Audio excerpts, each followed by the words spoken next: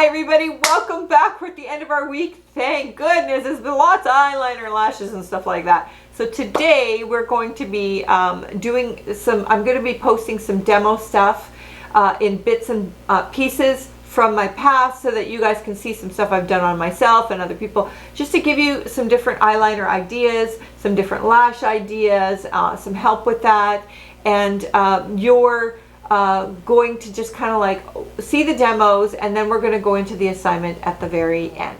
So whether you're going to go with traditional lashes, individual lashes, flared lashes, magnetic lashes, whatever kind you're purchasing, you want to make sure that what you're choosing is going to be the right shape.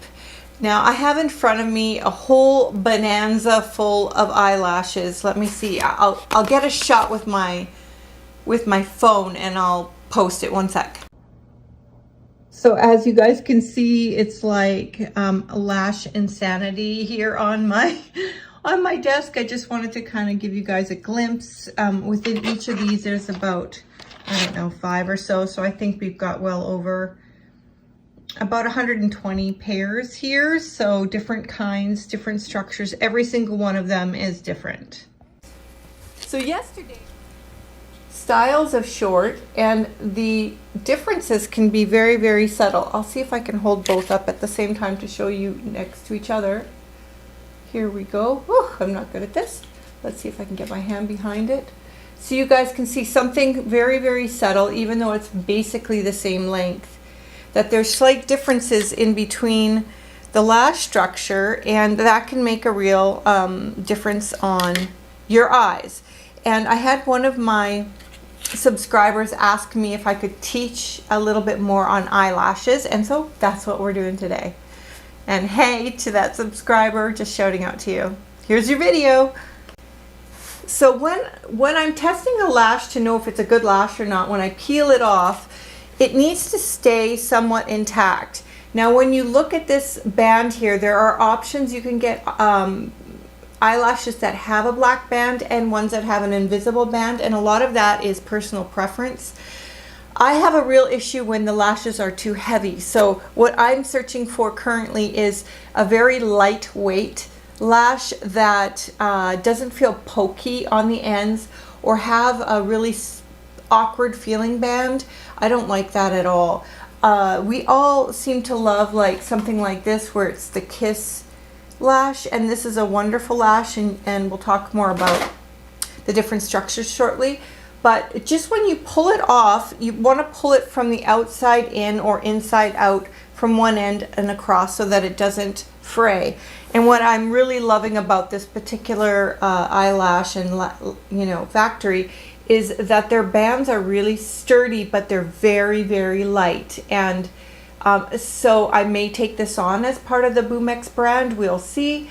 I might have to tweak a few of the lashes, but so basically what you want to do is you want to wiggle it back and forth a little bit, especially if they haven't put a lot of structure into the band, because it will relax and kind of flatten out. So just wiggling it back and forth to get a little bit of dimension out of it. And for me, when I'm figuring out what I want to wear on a particular day, I don't put any glue on it yet. I just go ahead and pull it off of the case and then fit it to see how it measures.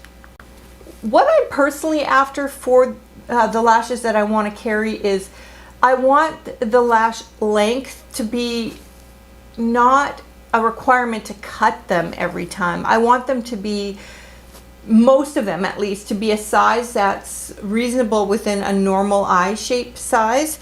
And just so that you guys are aware, when you're pulling off lashes on a structure like this, if you've got it facing this way, then basically that is the eye that you're going to put it onto. But when you turn it this way, remember that your eyelash has got to go on the opposite eye to what you pulled off. Otherwise you'll have your thicker areas in the wrong part of your eye and it'll look all wonkied out.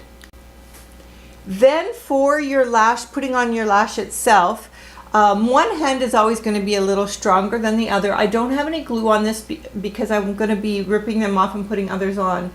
Is just looking down, if you don't have any lash tools, looking down on downwards a little bit, and then laying that down either on a fold down method, or you can push it down in the middle and then tuck the two sides under, and just make sure that there's no gap. Oopsie, because you guys know there's no glue on this, right? It's just the band stickiness that it comes with has a little bit of stickiness, but essentially, you know, laying it down, pretend I've got glue on there. And then after that we can deal with, I'll show you how to, you know, fully put it on one of these, but first I want to talk about structure. So this one here, if you can see, it's really you know, a kind of not intimidating light lash. Oh, this is coming off too much. I'm gonna just glue this on to make it easier.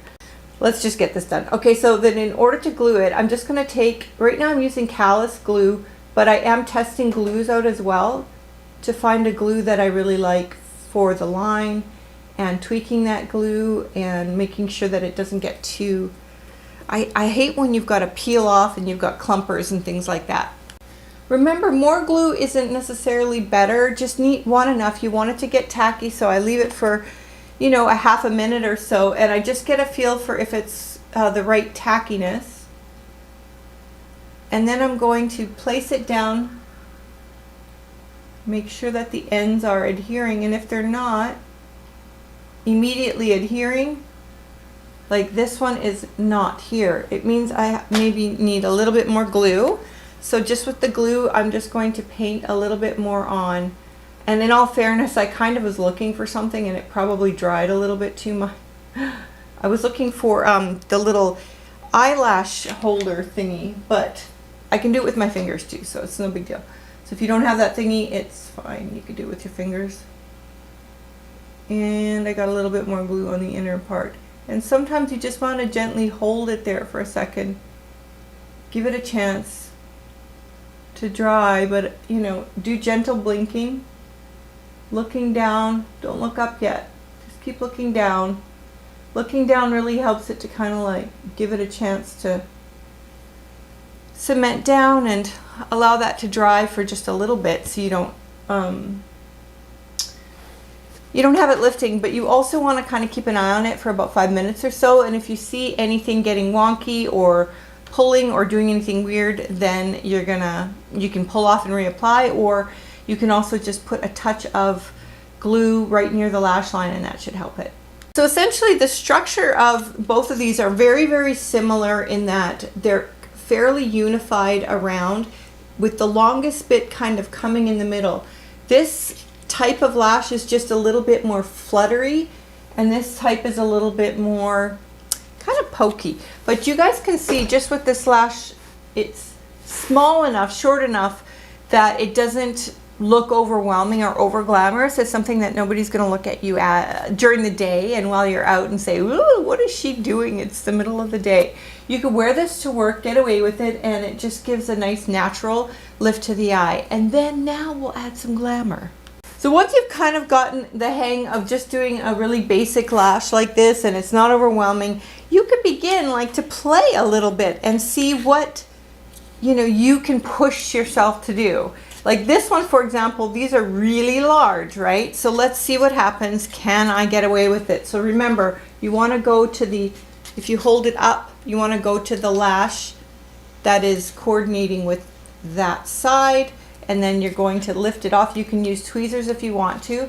What I love about these lashes is they don't mangle when you pull them, and that's one thing that I was looking for. And then you remember you have to just do this little wiggle, wiggle, wiggle thing, because it just allows the spine to kind of break down and be more usable. And then you can kind of take a look and sort of measure out and see, could I wear these? And then take a little look-see in the mirror and be like, whoa, those are like too big, too crazy. I don't like the, see on the edge here, how it's weighing down my eye on the very end. And so, you know, like these are probably a no-go for me. It is possible for me to trim these a little bit, and like if I was to take this end off here and it might look a little better. But again, like I wouldn't do this unless it was for something specific like a photo shoot or whatever, because for the everyday, these are pretty extreme for my little eyes. So let's take a look at something medium sized for me. Again, I'm going to just grab that one side. Remember to wiggle and bend the edges. And let's take a look at a medium sized lash. These again are kind of like, these are pretty straight across as far as like circular and balanced. They're not heavy on the end. And it kind of gives you more of an open eye feel. Obviously these aren't glued down, but you know, you're getting the gist of how just a little bit more length really adds to the glamour. I want to show you a couple other shapes. So you guys can see here, this one has more of a thick all the way around band, just to compare with this one here. It's just thicker, the hairs are darker, and it gives a different effect, so I'll show that to you on that side. We're just gonna roll that a little bit. And yeah, I'm really enjoying how malleable these are. They're really workable. But you guys can see, just for length sake, it's about the same as the last one. But when you thicken up those hairs, it really gives you more of that kind of sultry effect. And you have to look at your eye shape and see if that's a lot, too much. So for me, again, it's nice for a photo shoot, you guys can see from the side, but if you're just going to like the grocery store or something like that, it's a bit extra. So it just depends what you're doing that day. These ones are kind of neat because you see how they accentuate little clumps in each kind of like grouping, and it makes it more textured and interesting to look at. So this is another option, and I'm just going to wiggle and show you guys this one. I took the other one off, and I'm just going to measure it a little bit and see. So you're just trying to like adhere it to the lash line. And you guys will see me do lots of lashes in future, but you can see now what that does. It kind of like gives a little bit more of a wing. I don't have this one plastered down quite. A little bit more of a wing, and you can kind of get the gist of the little texturing, the blink little clumps that make it have a bit more focus. And I think that's super cool. And they can get pretty extravagant with the shapes, which is so interesting. These ones remind me a little bit of the Patrick Ta ones. Not Patrick Ta, Patrick Star. Yeah, Patrick Star ones. The tarantula ones that I did a while back that I laughed so hard at. So when you're carrying this much lash, like these ones here, they kind of look like tarantulas. These ones here have a heavier band because they're carrying so much more hair, right? So it's harder. So you guys can see the difference in lash. Like, where you going, Laura? Something else, right? Like, the variety is insane. So I'm also a big fan of these. These are your little clusters that I just love, and you can build them up along the lash line individually. I love those. And I use them a lot, especially on mature women if they don't want lashes. They just give you that tiny bit of flush on the end. But there is one more kind I wanted to kind of bring up to you guys that I find really cool. So these guys here, I'm designing because I really believe in the cluster effect, because they're easy to maneuver and you don't feel them. If the band is not solid across your eye, you really don't. You just want it to show you sort of what happens. So you can put them in clusters, or you can also just make the ends your focus, and either you can do either, and it can just give you that little bit of a twinkle on the end of your eye. It's very similar to like a half lash idea, but I find this better because you can get more specific with the placement than the half lashes. And that just gives you the outer corner. You could do that and put a couple of the individual clusters like across, and just have that little I Dream of Jeannie, like a few of these across. And that can be another look. So the possibilities are endless. You have to figure out on your eyes what looks good. Is it better to have longer and then go to gradual to shorter on the inside? Is it better to have them open-eyed for your particular eye shape? Is it better to have them soft and fluttery? Or is it better when they're stringier on you? You have to look at your eyes and kind of see what works with your eye shape and for that particular day or look or concept that you're going for, and play with the different shapes. There's so many different shapes. It's just like a world of its own. So I encourage you guys to dive in. I will. All right. Hopefully you guys enjoyed those vids and those demos. We are wrapping up this week, and what I want you to do for an assignment is I want you to practice, as I mentioned before, some jiggy different eyeliner shapes, and I also want you to practice some different lash styles on yourself, and if you can, on other people. And when it comes to lash glue, I really like the Kiss lash glue is good, and there's another few. So you guys are gonna have to play around. There's the Duo lash glue. There's lots of lash glues out there. Try them. See, some people are really sensitive to latex, so keep aware of that when you're doing your clients. Make sure that you've got a latex-free option in your kit. Just in case, because lash glue does often carry latex.